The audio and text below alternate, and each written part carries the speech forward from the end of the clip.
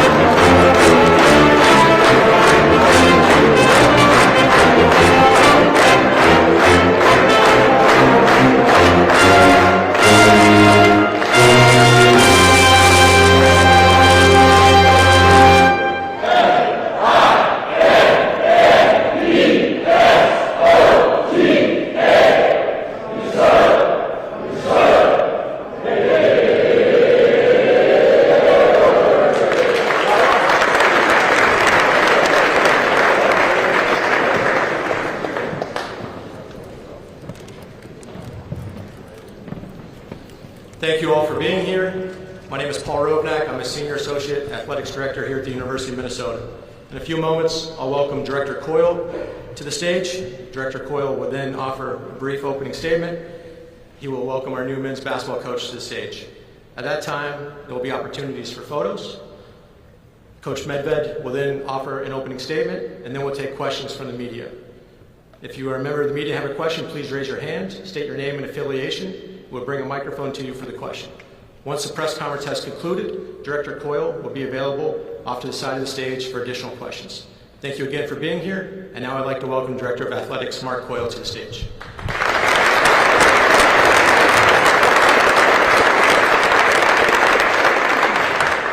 Thank you, Paul. Good morning to everybody. I appreciate everybody coming out on such short notice, but what an exciting day for Gopher Athletics. I want to take a second and recognize President Cunningham. She got here back in July, and she's been absolutely awesome, has been so supportive of this process and of our athletic department, our student athletes. So President Cunningham, thank you for your support. Our board leadership, obviously when you make changes like this with a significant program, it requires a lot of people to be on board with us. And our board leadership has been phenomenal with our student athletes, so we're grateful for that.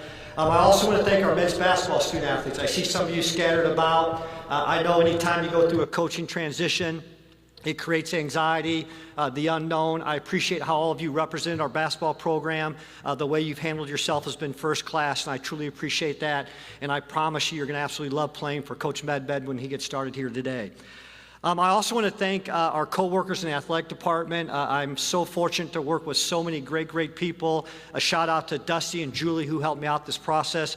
Being on the basketball committee and traveling and trying to interview coaches and that type of stuff was a lot. And Julie and Dusty, I really appreciate your help in that process. I want to take a second. Erica, Ali, Taylor, Niko, I want to thank you for believing in us. Minnesota is a special place. My family, we've moved a lot. I understand that's hard. It's transition, and I hope you know how much we appreciate you believing in us and coming to Minnesota. I promise you it's going to be a great experience. Now, when I talk about Niko, you know, I had a conversation with Jim Delaney, the former commissioner of the Big Ten, when I first got to Minnesota. And he talked about how winners win.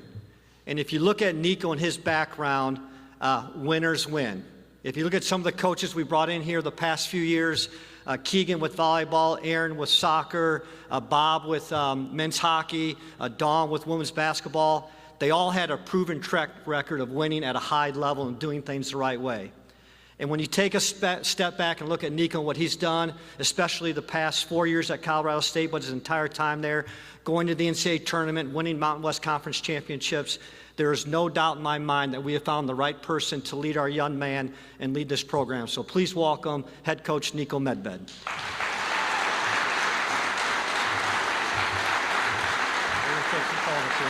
Or maybe no photos. I'm going to give that to you.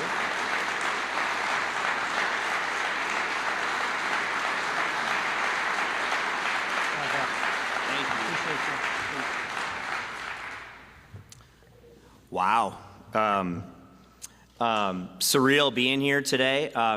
You know, first thing, obviously I want to thank President Cunningham and Mark for believing in me. And, you know, you're going to hear me talk a lot about this team together thing, but my team, my wife Erica, who's been with me from the beginning, you have no idea what wives go through. My beautiful daughters, Allie and Taylor, they already got their maroon and gold on. What? They were in green and gold, what, 36 hours ago? My dad, Miro, my mom, Karen, my brother, Anton, my brother, Alexi, my sister-in-law, Sarah. You're already here in the Gopher gear here today. You guys look great. But you know what? I want to start here. I want to talk about Ben for a second. You know, and Ben is my friend. I've known Ben forever. He's part of Gopher basketball history. He played here. He poured his heart and soul into this program. And you know what?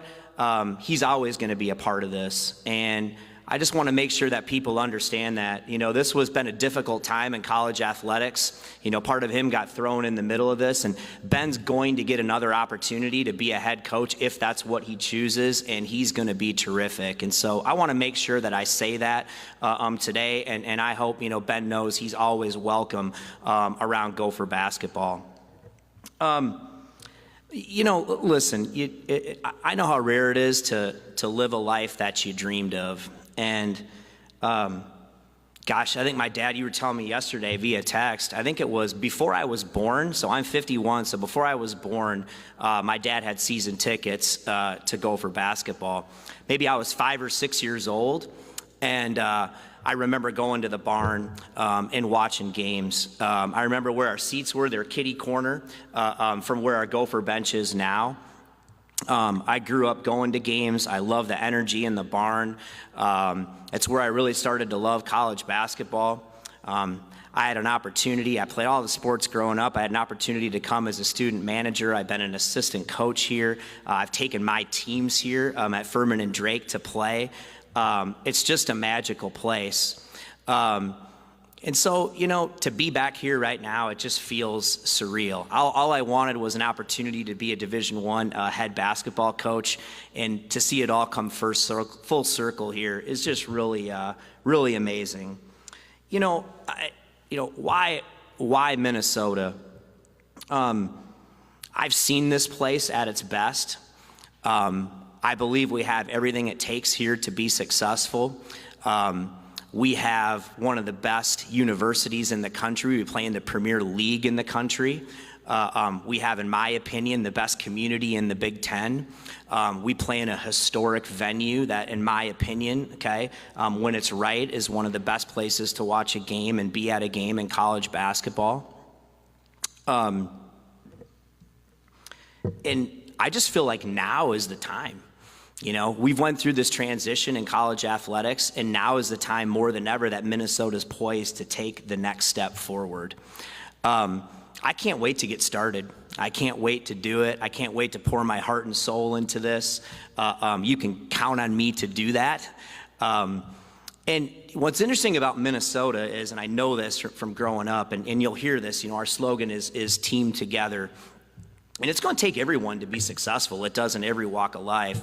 But Minnesotans, when they care about their neighbors, they care about each other, they take a tremendous amount of pride in their state, tremendous amount of pride in their university. And when we rally together, this place is unbelievable. I've seen Minnesotans do that. I've seen them come together and support something unlike anything. And I've seen it done here before, and I believe we can do that again. It's going to take all of us. It starts with me, it starts with our coaches, it starts with the kind of young people that we bring here into the program. You have my word, we'll work on that to do that at the highest level, but it's going to take all of us.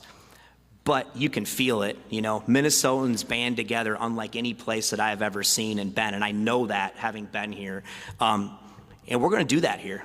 We're going to do that. And I think now in today's era of college athletics, we're more poised than ever to take the next step. And I look forward to seeing the barn packed, a big game, maybe against a rival, down south, down east, and finding a way to pull it out and having the fans celebrate, seeing ourselves back in the NCAA tournament, seeing ourselves playing in that game, vying to go to the Sweet 16, and building a consistent winner here.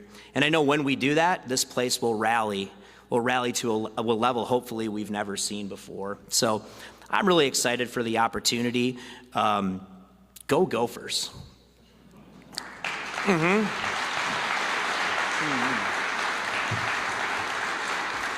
I suppose people would, you learn me, I can ramble forever. I kind of am who I am that way, but I think people probably want to ask me questions. Reminder, if you have a question, please raise your hand. We'll bring a microphone to you. Joe Schmidt, Channel 5. Welcome back, Niko. You said you're poised right now. The university is poised to make the next step. What makes you believe that? Because other coaches have felt the same thing on this day. Yeah, I think that's a great question. I think, there's a lot of things, but I think I really believe in what we do and how we do it and the formula to make that happen. I think it's interesting. This is the third head coaching job I've had at a place that I was an assistant prior. And I think the one thing that does help you when you come in here, you kind of have an immediate vision of what that needs to look like, how you can hit the ground running, what works, at a place like Minnesota. I think that really helps us. Everybody knows it. It's no secret. We're in a changing landscape of college athletics. I believe Minnesota and the Big Ten, with what's moving forward now, is going to be positioned from a rev share NIL perspective to compete. I believe that the people from the top down understand that that's what it's going to take for us to compete. So I think you put all those things together, now is the time to really get this moving in the right direction. Andy Greeter, St. Paul Pioneer Press, welcome back. I just wanted to ask you, you mentioned Ben Johnson, and his roster from last year to this year was gutted, and NIL was a big part of that. Taking aside revenue share for a second, because that's the floor of what's coming, but NIL is the limitless ceiling here. What needs to happen with NIL at Minnesota, and how do you win if you don't have all the resources of Big Ten competition? Well, I think two things. I mean, you can't win if you don't. I mean, everybody understands that. But I think it's also important to understand just because you have the most money doesn't guarantee you're going to be successful. All you have to do is look around college athletics the last couple years. So I think both of those things do matter. I believe this. I believe there's plenty of people here who want to get behind and support this. And I will say this, probably the one thing that's really unique is fans and people have an opportunity to directly impact our success in a way that they've never been able to before. So I think part of it is our job, getting people to believe in what we're doing and realize, hey, this is a program, a place, and people that I really want to get behind here to do that. I believe that the people here are committed to understanding what that looks like as far as raising money. Heck, let's hope people today go out right when we're done with this and join Dinkytown Athletics, right? But those are great questions. That's the truth of what's going on right now. But I think we can make it happen here. I really do. Dawn Mitchell, Fox 9. Welcome back. You speak about being poised and changes, and I know you're going to dig your hands deeper in the next couple of weeks and months. But from the outset, what is perhaps the number one change that you feel in your mind that the way you coach, the way you run a program, you have to implement when you get here? I mean, I'm a big people person. I think where it's worked for us everywhere is just having the right people on board. It starts with the staff. I mean, that's the number one thing is, we've got to get that right. And I believe that we will. I've had tremendous coaches with me along the way. A lot of them have had opportunities to become head coaches, other ones that are on their way. But it's all about starting with that support system, that people who all believe in what we're doing, pulling in the same direction. It's no different with players. I mean, listen, it's talent acquisition business, right? There's never been a great coach who hasn't had great players. I've just coached my third, NBA player here. But the one thing that's in common about all the guys that we've coached, they're tremendous young men. So they're talented, but they're tremendous young men, and they do want to be part of something bigger than themselves than just, and they learn through that. They get everything they want individually. So I think it's talent, but it's finding the right people. So that's the number one thing we have to do. Obviously, the transfer portal open, recruiting starts immediately. So staff and recruiting is the number one thing. And then right behind that is just engagement. It's engagement in the community. It's trying to get people to understand our vision, what we do, hopefully get people excited about that and want to get on board. Niko, congratulations. Marcus Fuller, Star Tribune. Can you talk a little bit about the success you had at Colorado State, from the time you were there until the time you left? And also the pieces that you had there, do you anticipate maybe, obviously it happens in coaching searches where players might jump from one school to the other, but also the staff that was already here, what you retain, and then also players? Yeah, that's a process. I mean, I can say this, unless he doesn't want to be here, Dave Thorson will have the opportunity to stay with us. He's been with me. We go way back, and so I hope that's what happens. I believe it will. I don't want to put Dave on the spot here, but I think he's all in. Can we count on you, Dave? All right, see where we go. You just heard it here, all right? I will definitely bring, some of my staff with me. Brian Cooley, who is with us, is here today. Joe Deciman is with us, is here today. But, we have to get that working. At Colorado State, again, it started with us. I think we do a great job of player evaluation, player development, finding the right people to start with here. It starts with our current roster. We've got some guys here in our current roster that, love to be a part of this moving forward. And hopefully we get an opportunity to do that here, even starting today. I've already had, conversation that they're going to get excited about that. So it starts there. As far as players, at our other program, I'm not ready to go there yet. You got to understand, guys, I mean, I was in Seattle trying to beat Maryland to go to the Sweet 16, and we lose on a last, and just been an unbelievable season. And 20 hours later, I'm here in Minneapolis. It's the way that the world works today. So I think for those guys, I told every one of them when I talked to them how much I love them, how proud I am of them, and they just need to take a couple of days here to process what happened, to be proud of what they did and enjoy it, because I don't want to take that from them. They've earned that, and so those things are for another day. Chris Long from KSTP. Did he travel? No, I'm kidding. You've already answered that. Could you? They didn't call one, so that's all that matters. I heard, yeah. Could you have imagined when you were packing up to leave after that year here as an assistant that you'd be able to make that call to your parents and say, hey, I'm coming home? No. I mean, if I'm being honest, it's no secret. I mean, they'd tell me, I remember, like, I dream, man, whatever I could do to be a Division I head coach today would be a dream come true. God, could you ever imagine, being a head coach at Colorado State? We'd been there as an assistant, that came true. And then this was something, of course, I dreamed of, and just to have it become a reality, it hasn't hit me yet. You know what I mean? Really, it hasn't hit me, but it will. But no, I couldn't, but dreams can come true. Do you know what I mean? That's what life is. And if you really believe in something and you stick with it and you get the right people who support you, anything can happen. And it's amazing to be sitting here today. Welcome home. Nadine Babu from gopherhole.com. Obviously, there's so much talk about NIL, but outside of NIL, what other areas of support do you feel that you need, or did you ask Mark Coyle about during your interview process? I believe that everything else we do have here, and some of those things I think you kind of have to get into the big time, the big 30,000 foot view things we have here. I mean, look at this facility. Do you know what I mean? That we have. We're in the Big Ten. I mean, this is the premier, conference in the country. I believe those things. Obviously, I'm connected. You talk to the right people, who are here and have said those things. And I think it also helps me to understand, like you said, Nadine, that I've been here before. I kind of know what this looks like and what works. I think as you maybe get further into it, right, you start, hey, maybe this would be something that we need really to move us to the next level.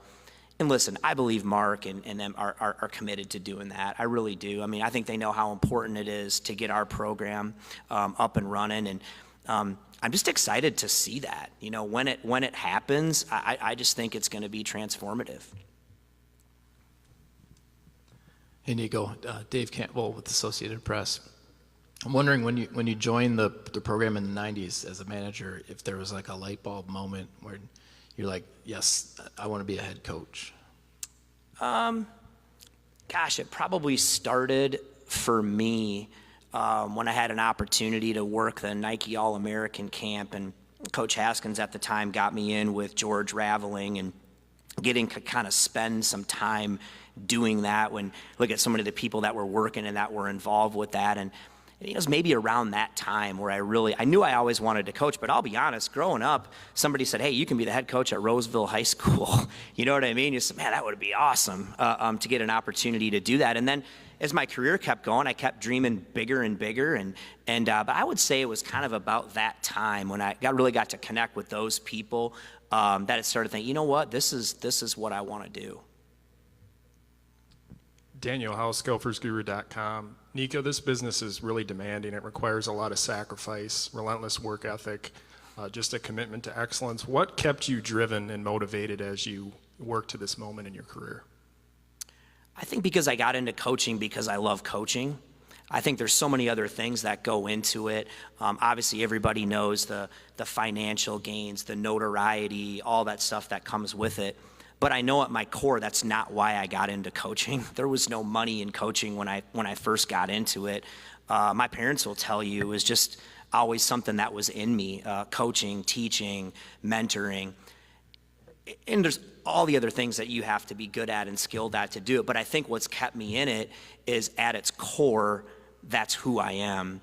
And it's like this season, with this team that we had, it just brings back faith again that, in everything that's going on in today's world, you get a group of guys that are just pulling for one another, and we're all pulling in the same direction. We love being together every day. They're willing to sacrifice. And so it's the way we've always done it, although the circumstances around it might be different, and we had, unbelievable success. But it's that keeps me going, that feeling of seeing people get better, teams get better, and just being a part of it. And that's always been with me, and it'll always be with me.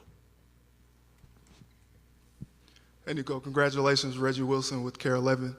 We've seen some first-year coaches like Dennis Gates, Ben McCollum, even Cal and Arkansas, be able to come in and take the program to the tournament in year one. Is that something you feel energized to do? Is that a goal here? That'd be amazing. You know what I mean? And I mean, we want to be as good as we can now. You know what I mean? I mean, that's ultimately the goal, to do that. That's one. But I think the big thing is we want to build something sustainable here. We want to have sustained success. So I hope that happens in year one. But the bigger thing is to have sustained success. I mean, I want people who move to the Twin Cities or they're around to say, "Hey, have you been to Gopher basketball game? Oh man, you gotta go to Gopher basketball game if you can get a ticket." You know what I mean? That's my vision for this. And when you do that, it's because you built a consistent winner and you have a product that people want to come out and see. And but short term, yeah, I mean, we want to be as good as we can next year. I mean, that is the goal starting today. Could you explain a little bit in deeper detail your team together? I guess your version of row the boat, so to speak. Oh man, it's not row the boat, but for me, I mean, if you look at who I am, my players would tell you I'm the most competitive person they've been around. I may not come across like that all the time. What you see is what you get, but I'm a competitive dude now. But the other thing with me is I really value team. And so I've just always felt like, I got into coaching because I want to be part of something bigger than myself. I think when you can get people to do that, to kind of sacrifice something and really invest in others and the team, it's really powerful things happen. And to be great, you need everybody involved. It starts, like I said, it starts with the coaches and the players, but it starts with the administration here. But then really, it's our fans, it's our supporters, all those things. We need everybody pulling in the same direction. And I think we really, listen, if you want people to invest, you do that through connection. I'm a big believer. You get investment through connection.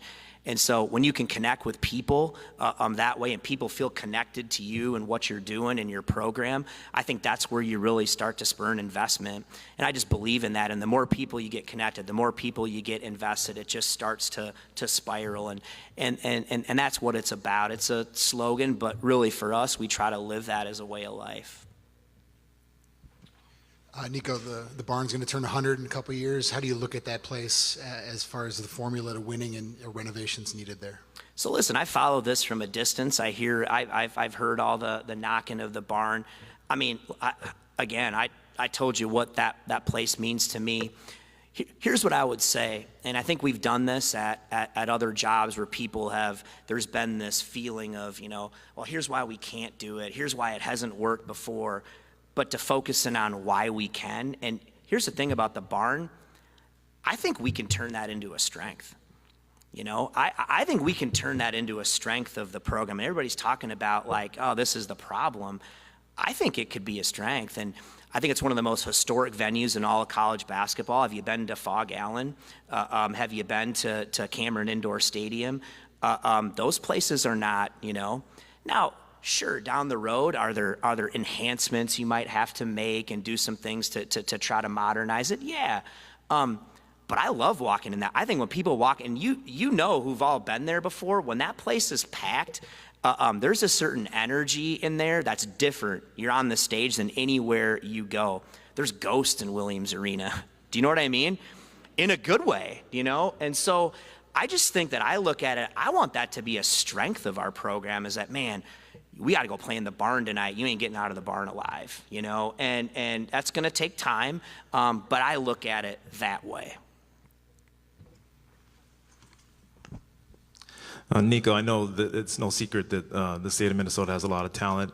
and that you've recruited here before. I think I've seen some players here, Dawson Garcia, Parker Fox in the back here.